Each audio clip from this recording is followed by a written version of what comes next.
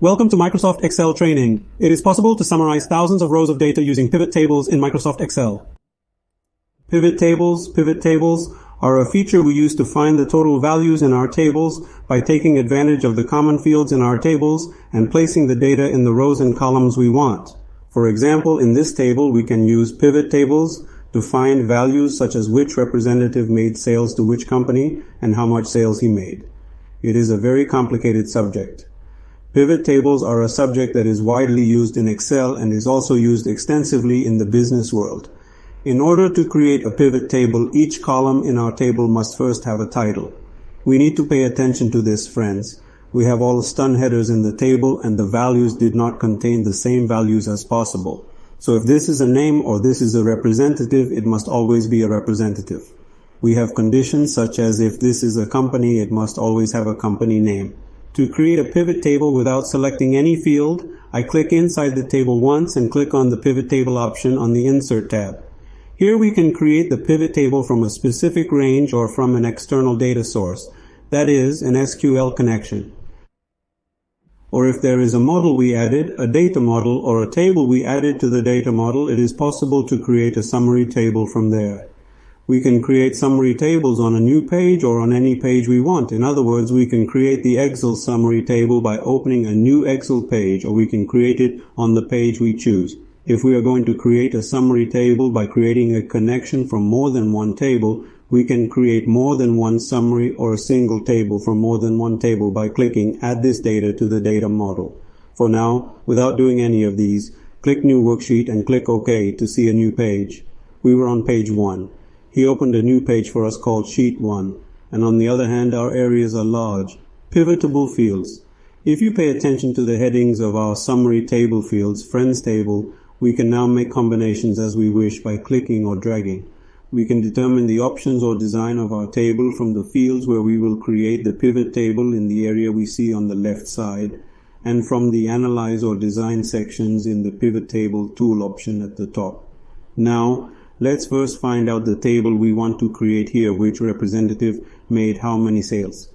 Friends, here, when you click on the representative value, the system can automatically add it to the lines. Sometimes you don't get the right thing in the right place. For example, when I click on sales, look, it got it because I clicked on it as a number, but sometimes it brings it down to this bottom.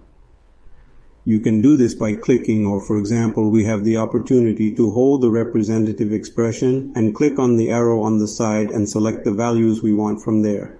Or when you click and hold the representative arrow here and click on the place where it says roles at the bottom, you will see your representative names come here. I hold the left button on the sales date expression. When you move it to where it says values and release it, you will see your sales values move here. Look, he did a very nice e-collection process. Remove duplicate values with removed up the case. That is, he removed the defeated values and added them together with the summary table and e-total. Now to separate our numbers here into thousands, we can do it by selecting the control polytheism exclamation mark, or more accurately, by pressing the right button on the numbers, selecting number format, selecting the number from here, and using the thousands adjuster. If we are going to use the decimal form, when you specify this and press OK, you will see that your numbers are more accurate. Here, friends, we can see which representative made how many sales. If we want to create a summary table, such as which representative made how much sales to which company, I keep the company affiliation. When I bring it to the place where it says columns and leave it there, we see which representative made how much sales to which company, which representative made how much sales in total, and how much sales we made to which company in total. We can create a report very simply by using the SUMIFS function, that is, by using the SUMIFS function. The options here are entirely up to us. We have the chance to play on them as we wish. For example, when you move the company to the bottom, your table changes. Look at some representatives. You will see the sales the representative has made to the companies. If you put the representative under the company, we will see the sales made by the representatives to the company. If you move the company up, the picture changes again. Look at the company. Let's take it here. Let's take the representative up. There may be different options, such as how much sales were made by which representative to which company. When you move our representative expression to the place where it says filters and release it, this is our query filtering feature at the top. Look at the sales made by all representatives to all companies. The list of sales he has made can be seen like this. Summary tables, as you can see, thousands of rows are given. I think we have 1300 rows of data here. 1300 rows are a nice feature that we use to create reports for you at a time.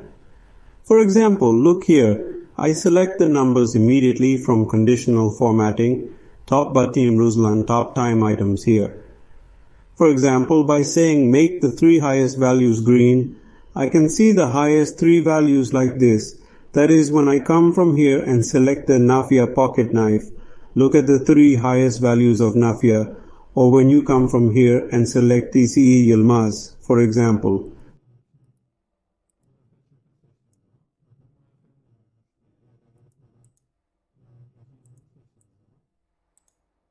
We can easily use conditional formatting here, such as the 3 highest values of these.